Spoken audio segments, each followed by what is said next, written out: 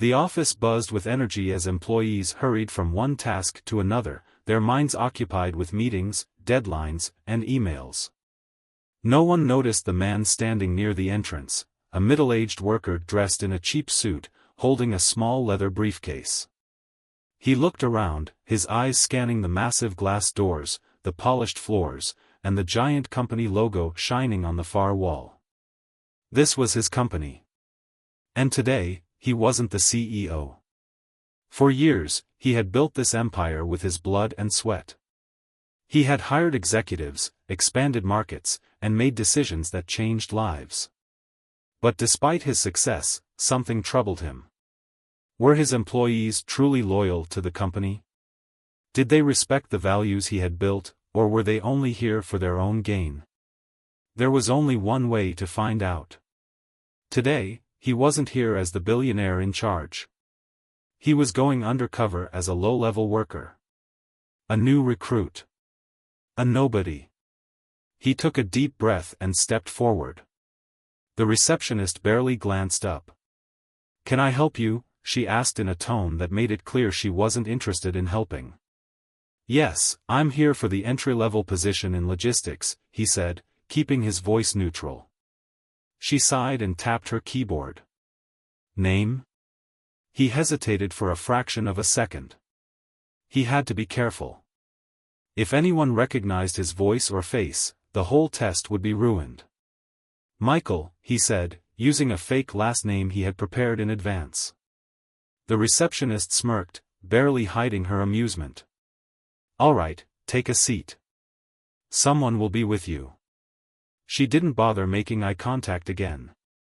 He nodded and walked to the waiting area. From where he sat, he observed everything. Employees walked past him, too busy to notice a new hire.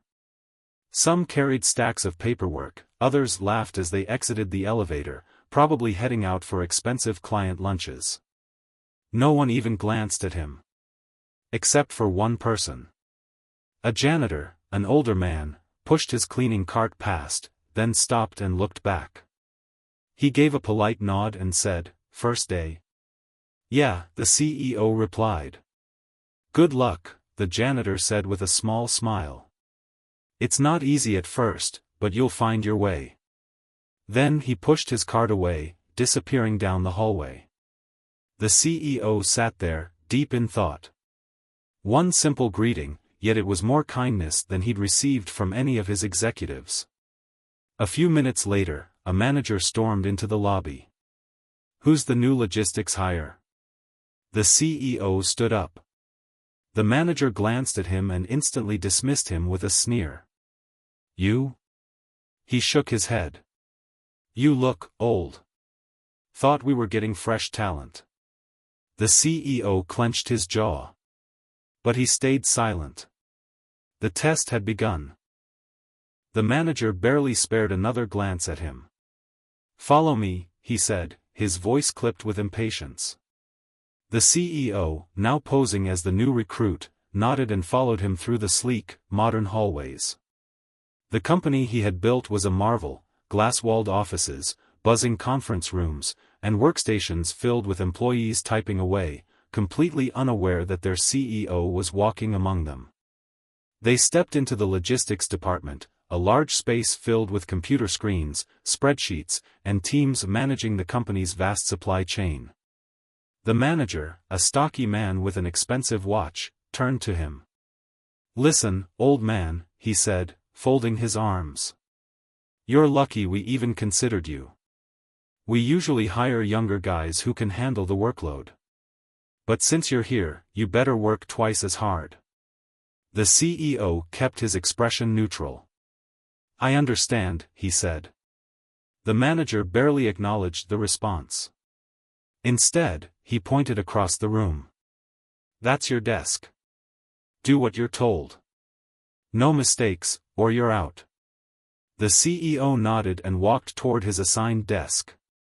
But as he passed through the room, he noticed something strange. Some employees barely looked up, too busy with their work, while others exchanged glances and smirks. A few whispered under their breath. He sat down and observed. Within minutes, he saw the divide. On one side, a group of workers were focused, typing away, coordinating shipments, making calls. Their conversations were brief but professional, their energy directed toward efficiency. On the other side, a smaller group lounged in their chairs, their screens showing social media instead of work. They laughed quietly, occasionally looking over at the hard-working employees with amusement.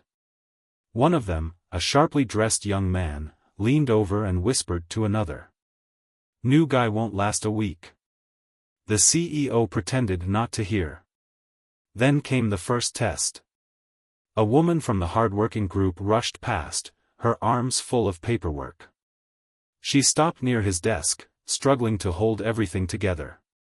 Some files slipped from her hands, scattering onto the floor. The CEO instinctively reached down to help. But before he could, the young man from the lazy group leaned back in his chair and smirked. "You might as well let her clean it up herself," he said casually. "She's used to doing everyone's work anyway." The woman froze, embarrassment flashing across her face. The CEO looked between them. He could see it clearly now, the hard-working employees were being taken advantage of. The lazy ones, protected by favoritism, had no respect for those who actually kept the company running. He finished picking up the papers and handed them to her. "Here," he said simply. She gave him a brief, grateful look before hurrying away. But the lazy employee chuckled. "New guy wants to play hero. Let's see how long that lasts." The CEO clenched his fists under the desk. This was worse than he thought. The real test had just begun. The CEO, still undercover as a new employee, spent the rest of the day silently observing. It didn't take long for him to realize just how deep the problem ran. The hard-working employees were drowning in responsibilities, doing not just their jobs but also covering for those who slacked off. Meanwhile, the lazy workers had mastered the art of looking busy, minimizing their workload while taking credit for the team's success. But the worst part? Management knew. It became clear when the department manager, the same one who had sneered at the CEO's old age, approached the lazy group with a grin. "You guys are killing it," he said, clapping one of them on the back. "The quarterly numbers are looking great. I'll make sure you're rewarded for your efforts." The CEO nearly scoffed. Their efforts? The hard-working employees stole quick glances at one another, but no one said a word.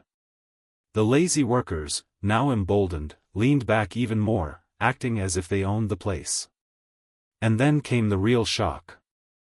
The manager pulled one of them aside, the young man who had mocked the CEO earlier, and lowered his voice. But the CEO's sharp ears caught every word. "Listen, we have to move some numbers around before the next audit," the manager murmured. "Just adjust the reports like we discussed, and everything will check out." The young man smirked. "Consider it done." The CEO's mind raced. They were manipulating financial data. This wasn't just workplace favoritism, it was outright fraud. He remained quiet, masking his anger, but inside, he was furious. His own executives had been lying to him, feeding him false reports, and pocketing money while hard-working employees got nothing. For the first time, he questioned his leadership. How had he not seen this before? Had his success blinded him to the rot growing within his company? That's when he made his decision. He wouldn't just observe anymore.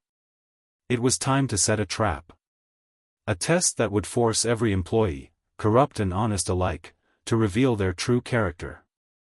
And when the truth finally came out, karma would strike in an instant. The CEO, still undercover as an ordinary employee, knew he couldn't let this corruption continue.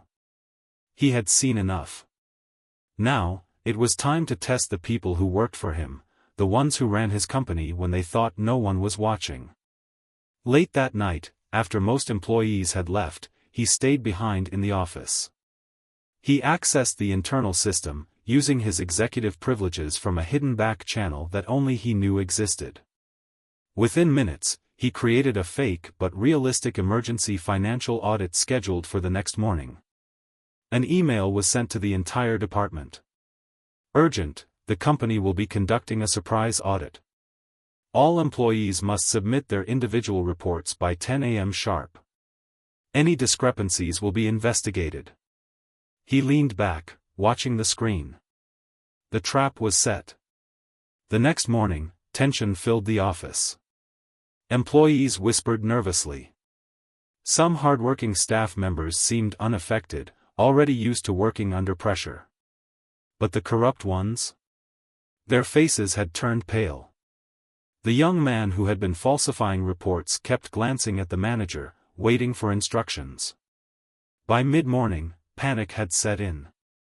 At exactly 9:45 a.m., the CEO, still disguised as an ordinary employee, walked past the manager's office. The door was slightly open. He slowed his steps just enough to hear the conversation inside. "We're screwed," the young man muttered.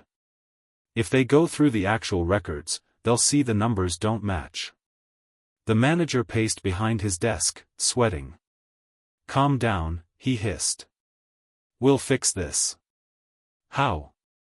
"Just delete the flagged files and rewrite the reports before 10 a.m. It's too late for anyone to catch it now." The CEO felt his hands tighten into fists. They weren't even trying to fix their mistakes, they were doubling down on them. But then, something unexpected happened. A quiet voice spoke up from outside the office. "That would be fraud," said one of the hard-working employees. A woman, the same one who had been carrying the heavy paperwork on his first day. She stood in the doorway, arms crossed, her voice calm but firm. The manager turned sharply. "Stay out of this," he snapped. She didn't move. "If you erase the records now, the auditors will know. Covering it up will only make it worse." The young man scoffed. "What do you care? It's not your problem." She stood her ground. "It's everyone's problem. Lying to the company only hurts the people who actually do their jobs." For a moment, silence filled the room. The manager and his group exchanged nervous glances. Then, the manager's face hardened. "If you don't want to be part of this, then you can consider yourself fired." The CEO's blood boiled. Fired? For being honest? He had seen enough. Taking a deep breath, he stepped forward into the doorway. "Actually," he said, his voice cool and steady, "I think that's a terrible idea." The room fell dead silent. Because for the first time, the CEO had dropped his disguise. And now, they knew exactly who they were talking to. The room turned ice cold. The corrupt manager's face drained of color as he stared at the man he had just tried to dismiss. The lazy young employee who had mocked him days earlier looked like he had seen a ghost. The CEO, no longer just an ordinary worker, stood tall, his piercing gaze sweeping across the room. "You," the manager stammered, his voice cracking. "You're..." The CEO, the older man finished. "The man whose company you've been robbing right under his nose."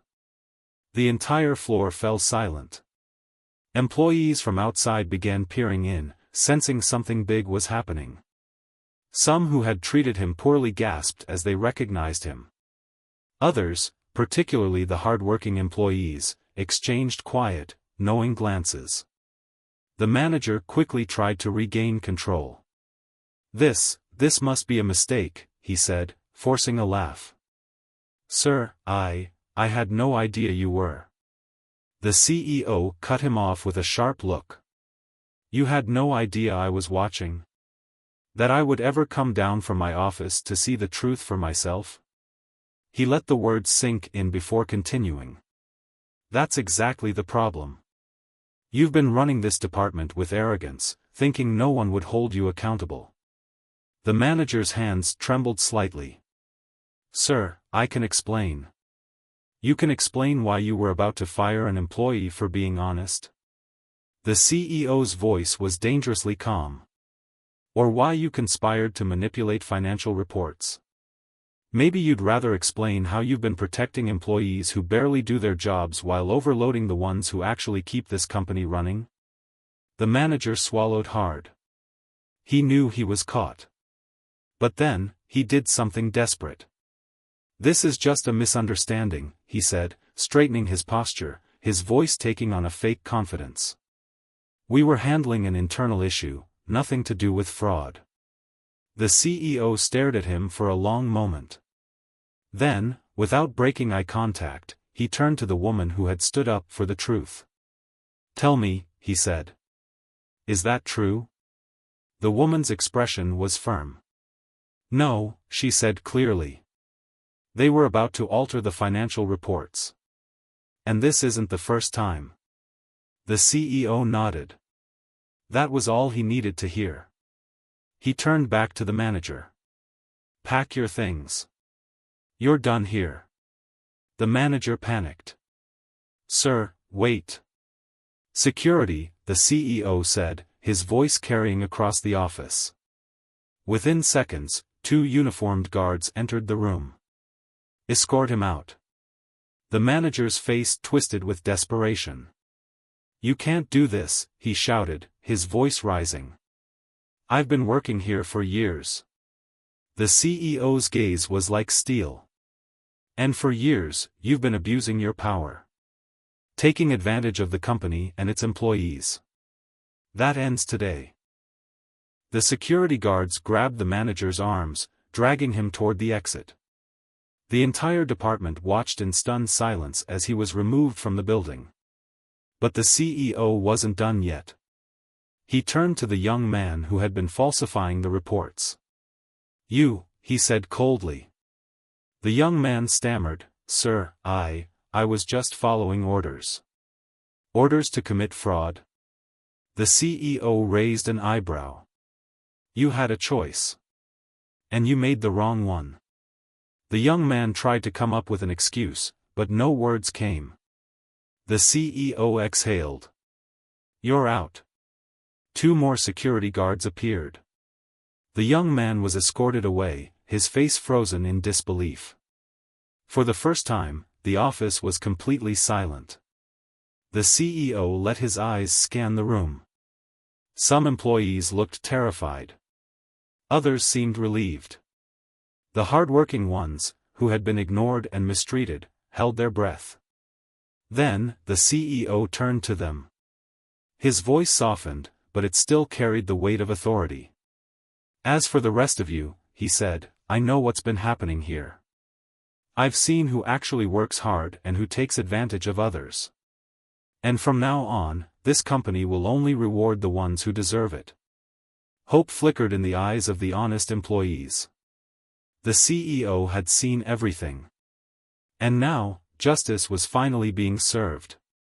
The CEO stood in the middle of the office, watching as the corrupt employees were escorted out one by one. The tension in the air was thick. Some employees kept their heads down, afraid to even make eye contact. Others, particularly the hard-working ones, exchanged quiet glances, unsure of what would happen next. For the first time in years, the company was silent. The CEO let the moment stretch. He wanted everyone to feel the weight of what had just happened. Then, he took a deep breath and spoke. "I built this company with my own hands," he said, his voice firm but controlled. "And I trusted the people running it to uphold the values I believed in: hard work, integrity, and respect." He paused, letting his words settle. "But instead, I found greed, corruption, and betrayal. No one dared to move." The CEO turned toward the hard-working employees, the ones who had been ignored for too long. "I've been watching you," he said. "I've seen the way you struggle, picking up the slack for those who don't care. I've seen how your dedication goes unnoticed while others take credit for your work. And I've seen how you stayed silent, afraid of losing your jobs if you spoke up." Some employees swallowed hard. A few nodded slightly, finally feeling seen.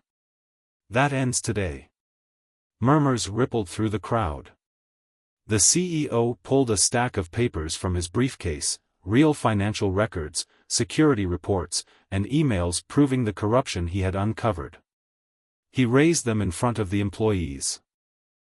"These are the names of the people who have been stealing from this company," he said. "They manipulated the numbers, gave themselves promotions, and forced you to work harder so they could sit back and take all the rewards." He tossed the papers onto a desk. "But they're gone now." A wave of disbelief passed through the room. Some employees blinked, as if trying to process what they had just heard. Then, the CEO turned to the woman who had refused to be part of the fraud. The same woman who had tried to warn the corrupt manager. He looked her in the eye. "You stood up for what was right, even when it meant risking your job." She nodded hesitantly, unsure of what he was going to say next. "That's the kind of leadership this company needs," the CEO continued. "Starting today, you are the new head of this department." Gasps echoed through the office. The woman's eyes widened. "Sir, I don't know what to say." "Say yes," he said with a small smile. "Because you've earned it." Tears welled up in her eyes, but she straightened her posture and nodded. "Yes, sir." The CEO then turned to the rest of the employees. "For those of you who have been working hard and doing the right thing, you will be recognized. Promotions and raises will be given based on merit, not favoritism." A sense of hope spread through the office. Employees who had once felt invisible now stood taller. But the CEO wasn't finished yet. "As for those of you who stayed silent while corruption thrived, you will have to prove yourselves. If you're willing to work hard, you'll be given a second chance. If not..." He let his voice trail off, letting them understand the consequences. A few employees lowered their heads. They knew they had been part of the problem by staying quiet. The CEO took one last look around the office. This wasn't just about fixing one department. It was about setting a standard, proving that loyalty, honesty, and hard work would always be rewarded, while greed and dishonesty would never go unnoticed. And with that, the company had officially changed forever. The weight of the moment hung heavy in the office.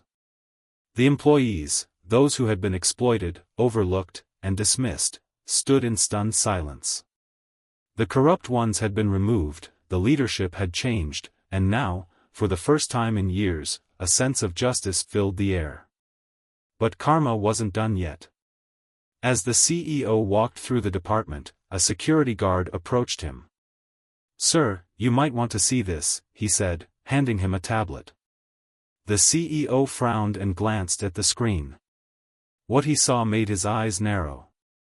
The former manager, the one he had just fired, had been stopped at the building's parking garage exit. Why? Because in his panic, he had tried to steal company documents before leaving. A live security feed showed the disgraced man frantically pleading with the guards, insisting it was just personal paperwork. But the cameras had already caught him stuffing confidential files into his briefcase. The CEO sighed. "Bring him back up," he said. Minutes later, the security guards escorted the red-faced ex-manager back into the office. The entire department turned to watch as the man stood there, exposed and humiliated. "You just couldn't leave with what little dignity you had left, could you?" the CEO said, his voice cold. The ex-manager stammered. I was just..." The CEO raised a hand. "Save it. You were caught stealing company files." He gestured to a waiting legal team that had just arrived. "Congratulations," he said. "You're not just fired. You're being investigated for corporate theft." The ex-manager's face drained of color. "Sir, please. I have a family." The CEO didn't flinch. "So do the people whose jobs you put at risk for your own greed." The ex-manager's legs nearly buckled. He knew there was no coming back from this. Security dragged him out as employees watched karma unfold before their eyes. But that wasn't the only shock of the day. Minutes later, the CEO received another update, this time about the lazy young employee who had been falsifying reports. Turns out, his incompetence was worse than anyone thought. His fake financial adjustments had left behind a trail of errors, and the auditors had already flagged several missing funds. The young man, thinking he had escaped by getting fired, had just learned that he was being held responsible for the missing money. The CEO smirked. Actions have consequences. As the employees absorbed everything, they slowly began to realize something. For the first time in years, the company finally felt like a place where honesty mattered. A place where good people weren't punished. And where those who thought they could cheat their way to success had finally met their downfall. The air in the office was electric. For years, employees had felt trapped under unfair leadership, watching the corrupt rise while the hardworking remained invisible.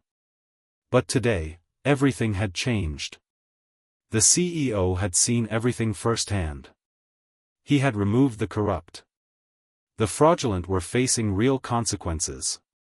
But now came the hardest part, rebuilding. He turned to the employees who had remained silent during the corruption.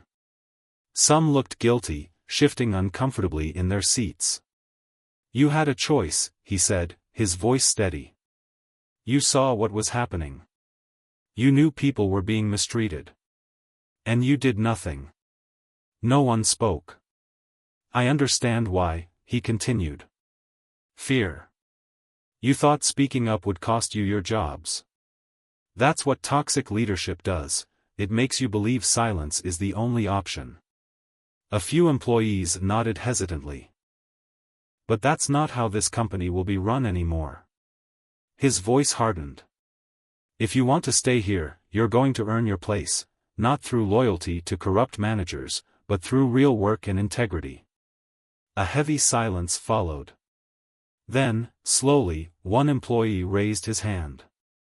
I want to prove myself," he said, his voice quiet but determined. Another followed. "Me too." Then another. And another. The CEO nodded. This was redemption. He turned to the new department head, the woman who had risked her job to stand up for what was right. "You've earned this position," he told her. "But leadership isn't just about power. It's about setting the standard. Hold people accountable, but also give them the chance to do better." She straightened her posture, fully stepping into her new role. The CEO scanned the room. "From today forward, this company will reward effort. If you work hard, you will rise. If you cut corners, you will fail." Hope flickered in the eyes of many. For the first time in years, they felt like they had a future worth fighting for. The transformation was immediate. The toxic leadership was gone, and the company finally felt like a place where honesty mattered. But the CEO knew that real change wasn't just about firing the corrupt, it was about creating a new culture where people weren't afraid to do the right thing. Standing at the front of the office, he looked at the employees, some relieved, some uncertain, but all listening. "There's one last thing I want to say before I leave you to rebuild," he began, his voice calm but firm. "Loyalty isn't about saying yes to everything. It's not about protecting bad leaders or covering up mistakes." He let the words sink in before continuing. "Loyalty is about standing up for what's right, even when it's hard. It's about speaking out when you see injustice. It's about respecting the people who actually do the work." A murmur spread through the room. Many employees exchanged glances, understanding exactly what he meant. He turned toward the newly promoted department head, the woman who had refused to participate in fraud. "You didn't let fear stop you from doing the right thing," he told her. "And that's the kind of leadership this company needs." Her eyes were filled with determination. "I won't let you down," she said. The CEO nodded. "I know you won't." Then, he turned to the rest of the employees, the ones who had stayed silent, the ones who had worked hard without recognition, the ones who had been unsure where they stood. "Today is a new beginning," he told them. "You all have a choice, to be part of the change, to work for something bigger than just a paycheck, to build a company where people can trust each other. Silence filled the room. Then, one by one, employees started clapping. It grew louder. Stronger. Not out of obligation, but out of genuine belief in the future. For the first time, the CEO felt hope. The real test of loyalty had ended. And in the end, karma had delivered justice to those who deserved it, and rewards to those who had truly earned them.